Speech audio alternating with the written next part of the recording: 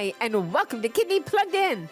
March is Kidney Health Month, and the Kidney Foundation is on a mission to spread awareness about kidney disease and your kidney health. The fact is that 1 in 10 Canadians is living with kidney disease, and the number is on the rise. On this episode of Plugged In, we'll share with you important information you need to know, such as what are the risk factors for kidney disease, or if you fall into one of the high-risk group categories. You'll learn tips on how to keep your kidneys healthy from the Kidney Kid reporters Bronwyn, Sophie, and Kaylana.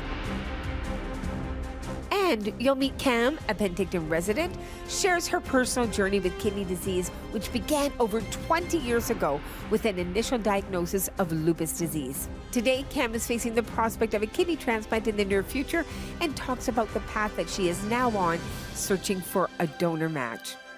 And we have an update for you on the 12th Annual Kidney Gala.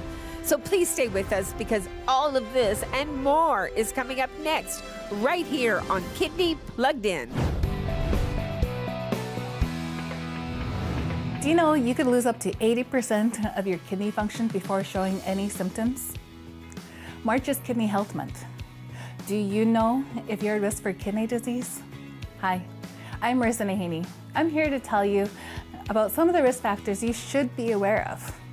You may be at risk if you have type 1 or type 2 diabetes, high blood pressure, heart disease, a family history of kidney disease, or if you have Asian, South Asian, African, or Indigenous descent. Kidney disease is more common than you think. In fact, 1 in 10 Canadians has kidney disease. For more information, go to kidney.ca. Joining us now is kidney patient Cam Kang. Cam is a resident of Penticton, and her journey with kidney disease has spanned over 20 years, but it's now entering a new phase of her journey. And Cam is here to talk to us about that. So Cam, welcome to Kidney Plugged In. Thank you for having me. So Cam, your journey with kidney disease began over 20 years ago with an initial diagnosis of lupus disease. Can you take us back and talk to us about how that all came about? Yeah, so I got diagnosed with lupus over 20 years ago. At that time, they didn't know I had lupus. The doctors thought I was showing signs of joint inflammation. So they kind of said, okay, looks like rheumatoid arthritis because that runs in my family. So they sent me home with the drugs. 6 weeks later, I ended up in emergency. My blood pressure was off the roof and dizziness, headaches. Got admitted into the hospital. 2 weeks later, they told me that I had lupus. No idea what it was. Of course, you Google it and you have yourself killed in 6 months. So it was scary, overwhelming. A lot of information was kind of thrown at me. The kidney doctors were amazing there at the time. They kind of sat down, went through it all, explained it. So it's an autoimmune disease where you have your good blood cells and your bad blood cells. So my body's producing too many of the bad blood cells and they can attack any of your organs. And the cells are attacking my kidneys. So they had to do a biopsy. They knew that it was my kidneys that were affected, but they did a biopsy. They send it down to Vancouver. It takes about 2 weeks. And depending on how the blood cells rise, I guess, is kind of how I don't really know the chemical side. And that's how they told me that your kidney function should be here and it's here. So, lupus has been attacking my kidneys. So hence I have chronic kidney disease. So at the point they hit it strong and I had a couple of rounds of chemo because chemo kind of does the same thing. It kills all the blood cells and then hopefully a balance of the good blood cells start growing. And the idea is to get it into remission and keep it there. It'll never go away like you have lupus for the rest of your life. However, on the right medication, on the right diet, on the right lifestyle, hopefully we can prolong the kidneys as long as possible. Cam, you mentioned that your diagnosis with kidney disease came as a complete surprise to you. How much did you know about kidney disease prior to the diagnosis? Lupus never existed in my family that we know of, second, third generation, but I don't know, back in the days. Had never heard the disease, didn't, you know, I mean, you hear about other people having issues with their kidneys and liver and other organs, but never happened to me or my family. So, you know, you don't think about it. You don't talk about it. It's not a conversation, right? So it was over 20 years ago that you were diagnosed with lupus disease and kidney disease shortly thereafter. So what's your journey been like over the years to get to the point to where you are now? Yeah, so it's been a long journey, a lot of ups and downs. Over time, you sort of get to know your body, you know the symptoms, you kind of know, okay, this is happening and this happened before, and this is the end result. Check your blood pressure. Blood pressure checking is a big thing, and I'm guilty of not doing that. Regular blood work, of course, because they want to try and catch it before you have a flare. During the times that I did have a flare, it was awful. I mean, your nausea, dizziness, you can't get out of bed. You don't want to face the day. I've had days where I've been on the bathroom floor and I've had to be, picked up because I've had no energy, because at that time you're not eating anything, you're not drinking, but you're dry heaving. You just, I've gone from that to I'm working full time. Once it's in remission, of course, right? You can have a normal lifestyle as long as you stay checked in. You make sure, the foods that you're eating. There's a lot of foods that you want to avoid. The Kidney Foundation has a lot of resources. They have a lot of classes. You can learn different styles of cooking, exercise, of course, lots of liquids, your regular day-to-day stuff. And then you do have ups and downs where you think, okay, I did everything right. Why am I still sick? Why is this happening to me? You go through those, waves where you feel sorry for yourself, right? You're like, why me? Everybody else looks really healthy. And, and of course, everybody can look good but not be good on the inside, because I don't know what's going on with anybody's life personally. And even when people look at me and I'm not well, you look good. Yeah, I do. But, everybody's different, right? Explore the Kidney Wellness Hub today for more tips on building a healthier you at kidneywellnesshub.ca. Hope to see you there soon.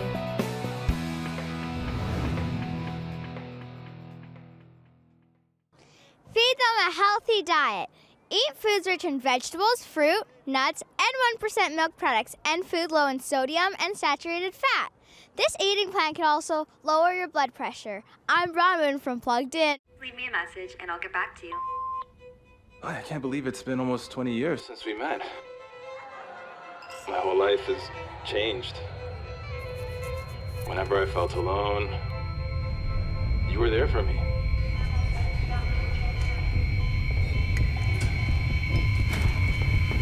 I guess what I'm trying to say is, I couldn't have done it without the Kidney Foundation. And now, I need you more than ever.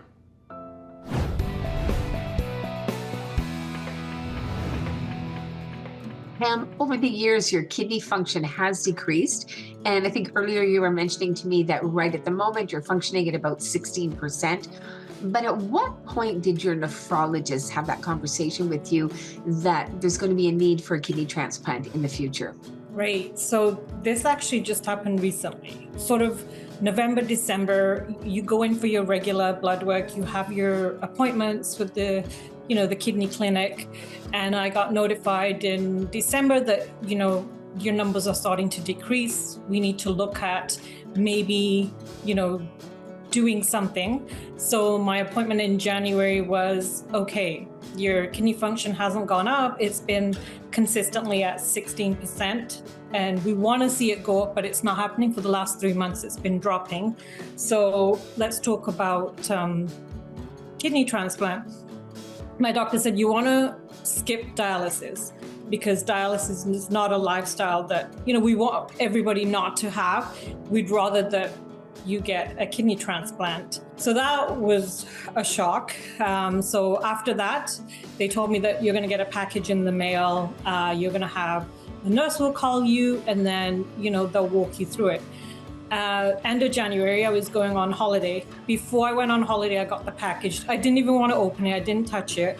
I waited till I got back because I kind of knew a little bit. I had researched. So opened the package. There's so much paperwork, so much information, very, very overwhelming. It was a lot. It was a lot to take in, which I kind of knew, but I didn't realize it was like I'm reading through it and the process, and it's up to me to find a donor. It's not up to, the doctors or anybody. It's my responsibility to now ask my loved ones, ask my family, my friends that, would you give me a kidney? So that was, I knew, but still actually hearing it and actually having to say it's two different things. Luckily, I have an amazing group of friends. I have an amazing family where I didn't have to say anything. They know my journey. I've been talking to family and friends all along. So when I was at this stage, I automatically had 4 or 5 people say, I will give you my kidney. I said, well, you don't understand what's involved. No, I want to get tested, put me down. Wow, that really is an amazing support group that you have, Cam. And as you say, you're very lucky to have them. But you're digesting a lot of new information at the moment. How are you doing? How are you coping?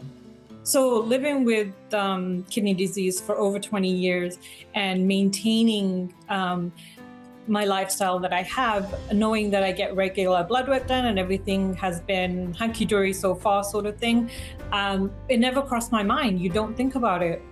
You think it's, I knew one day I would have to do this, but I never thought that was today. I just thought that's down the road, I'm fine, I'm feeling fine, because it's a silent disease. So my kidneys don't hurt, but it's all the other stuff around it, the side effects that shows, and of course in the blood work. So I never thought that this was going to happen. It's a shock. It was a lot to take in. Initially when my doctor told me, it's almost like he wanted my permission right then and there. It's like, I don't have a choice. It's not something that you go home and you think about and you get back to them. This is your life. Like, it's either you say, yes, I'm gonna do this. I need a kidney. I don't have a choice. Or like you said, you go on dialysis, but dialysis is only a temporary band-aid until eventually you still need a kidney. So I feel like it's not something that I'm choosing to do or choosing to have. It's something I have to. Right. To stay alive. So Cam, you're going through a long process right now of trying to find a living kidney donor match so that you can have a transplant prior to going on to dialysis. And as you know, that's called a preemptive transplant. What are some of the personal reasons that weighed into your decision? Yeah, the biggest thing obviously is lifestyle. My lifestyle would not be the same as it is now. There's a lot of things that I wouldn't be able to do if I was on dialysis. And then you've got your regular clinic appointments. You have to go in and actually get dialysis, and that takes time, and you're away from work. So again, financial there, and the added pain, added stress, mentally, physically. There's a lot, yeah.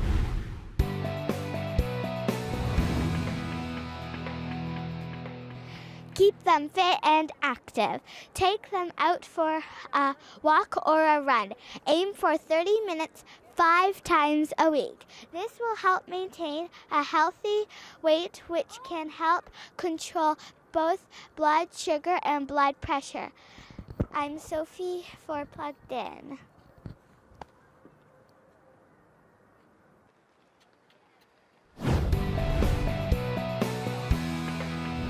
So Cam, you were saying you're just at the beginning of this process of finding a living kidney donor match. A lot of steps along the way, some hoops you're going to have to jump through. Can you tell us what lies ahead for you? So right now I'm just at the early stages where I'm going through my rapid testing. So I have lots of letters coming in the mail, lots of phone calls from the hospital, getting MRIs done, head scans, lots of blood work, stress test. There's a lot involved. There's so much to do. And then my donor has to also go through the same sort of testing to make sure that they're able to do this and they will go with the best match. So right now I'm still going through the process of getting testing done. And my file is now at the hospital in Vancouver. So we're just working through everything right now. So Cam, you live in Penticton. Does the testing that you're going through require you to make trips to Vancouver, or is that something that's on the radar screen for the future? Yeah, it's going to be coming up for me. I haven't had to make the trips yet, but in my package, part of that was that, yes, I will have to do that. Even before I actually get the surgery done, there'll be a lot of back and forth and appointments with St. Paul's Hospital. And then hopefully, we get to the stage where we set a date. And at that point, then I'll have to stay there. And are you on any specific timeline at the moment? Like I said, we're just going through the rapid testing. My doctor did say that, it's not that let's do it tomorrow, but the way my kidneys are going, he's estimating in the next year, 2.5. We were actually just singing the praises of the incredible support group that you have around you. And in large part, that's because you've really opened up conversations with them over the years. You let them know how you're doing and into that part of your life. But as you know, that's not always the case for all kidney patients. Some are more reluctant to share what they're going through, and especially to ask somebody to consider donating a kidney. You were also mentioning that can be particularly challenging in the South Asian community. Can you elaborate on that? I have an easier conversation because I have a good group of friends, family that have been on this journey with me all along. They've known from day one, okay, this is what I have. And not only was I getting educated, but they were also getting educated on it because they're loved ones. It's my family. They want to know what this means for me. What can they do to help me all along? So everybody knew that, okay, one day this is going to happen. So it wasn't a tough conversation. It was more, this is happening, guys, and this is where I'm at. And now it's up to me to find a donor. And at that point, I didn't even have to ask. It was kind of, yeah, we know this is happening. Okay, we're ready, So I know that there is a lot of people that are shy to talk about it, or they just feel like they don't want to ask because they're going to get rejected. There was an article that I read not too long ago where it was the case where somebody needed a kidney in our community, and she didn't say anything and she didn't speak up. And, she's going through dialysis. She's living in that pain because she's too shy to ask or afraid to ask. And I don't feel like it should be that way. I feel like your parents, your siblings, they want to know. And, we have come a long way, like education wise, social media, everything. The awareness is there.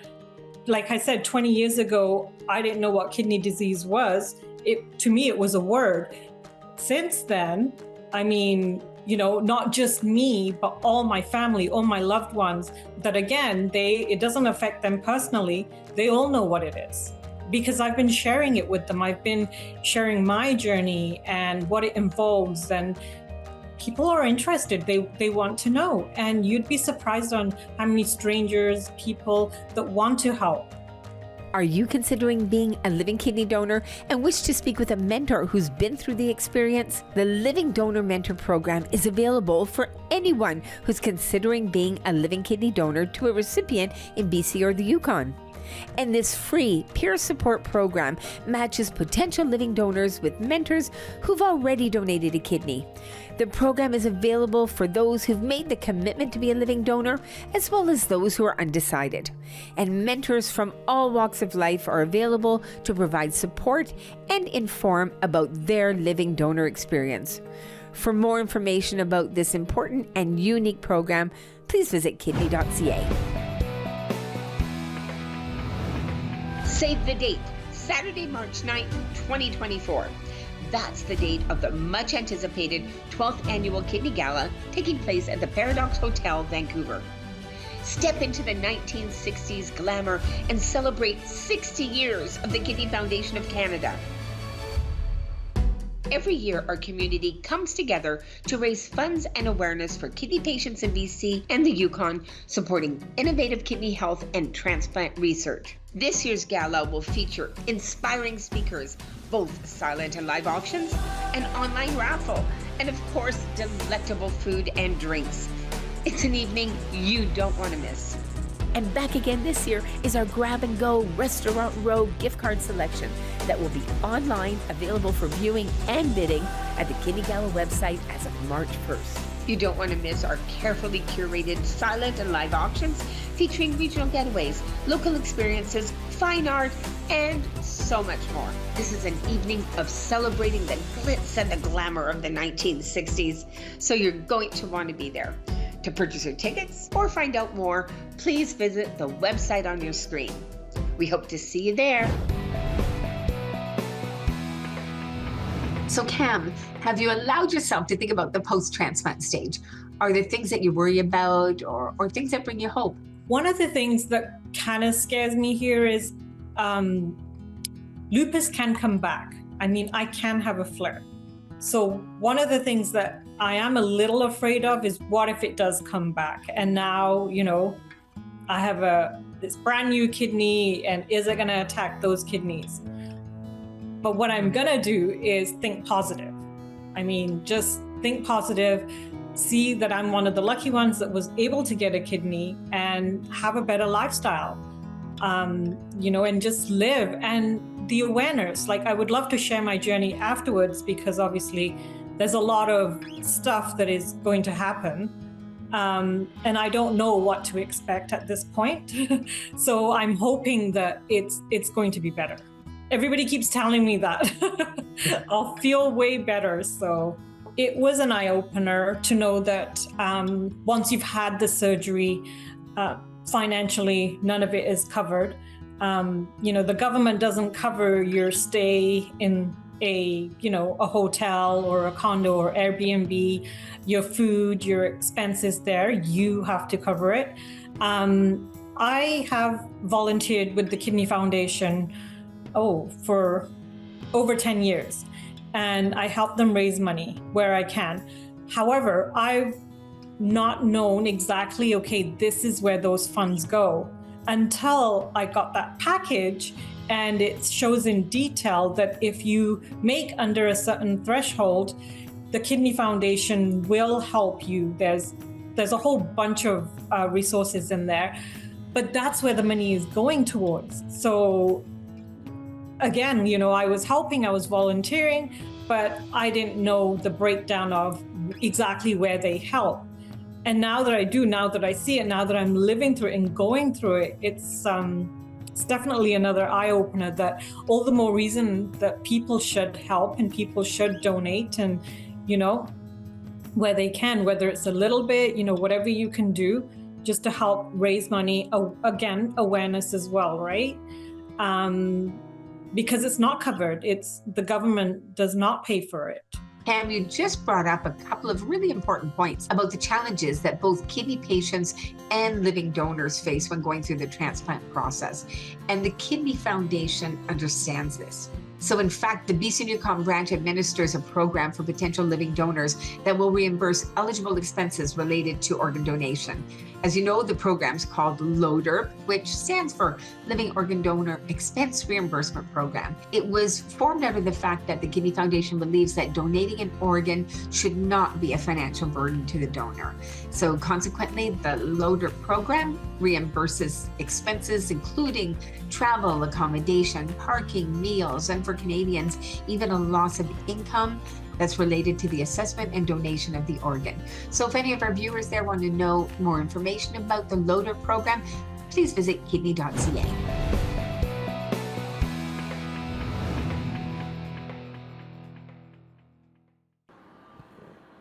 Reduce their salt intake.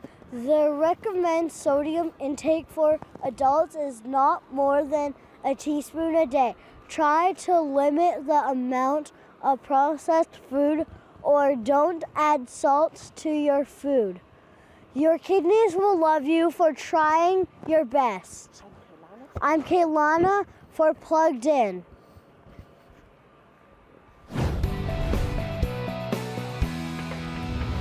Cam, do you have any words of wisdom or thoughts that you might share with our viewers, particularly anyone out there who is newly diagnosed or living with kidney disease? My advice to somebody that has just gotten diagnosed or feel that one day this is going to happen to them, have the conversation now with your loved ones so that when it comes to the day, it's not going to be a surprise.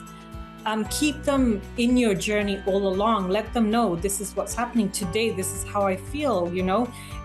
Don't hide it. They want to know. They if you say every day, yeah, I'm feeling fine, and then you end up in the hospital the next day, but well, you were fine. Be open and honest. There's so many disease out there. There's, so much going on in the world. People don't look at you that, oh my God, you've got the plague or something, right? It's not like that. That's really great advice, Cam. As you said, kidney patients sharing what they're going through is so important, as is having you here to share your story with us. Your attitude is inspiring, and I know it's going to help other kidney patients who are going through their own journey. So thank you, Cam, for being here. We'd love to have you back on the show post-transplant to share all the good news and find out all the details. Thank you for having me. Thanks, Cam. Can you imagine losing most of something without realizing it? Over time, kidney disease can destroy up to 80% of kidney function before you notice any symptoms. Talk to your family doctor to see if you're at risk and need to be screened. It could save your life. Kidney Plugged In wants to hear from you. Join us in April 2024 for a virtual 1-hour focus group. We're looking for individuals who've watched Kidney Plugged In and who'd be able to provide feedback on content that they like and what they would like to see as we build a future direction for content for the TV show. The focus group is part of an evaluation of Kidney Plugged In being conducted by Reichert & Associates, an independent evaluation firm. Focus group participants will be compensated $25 for their time and expertise shared. To register to take part in the Plugged In Focus Group, just scan the QR code on your screen or call 604-558-6883.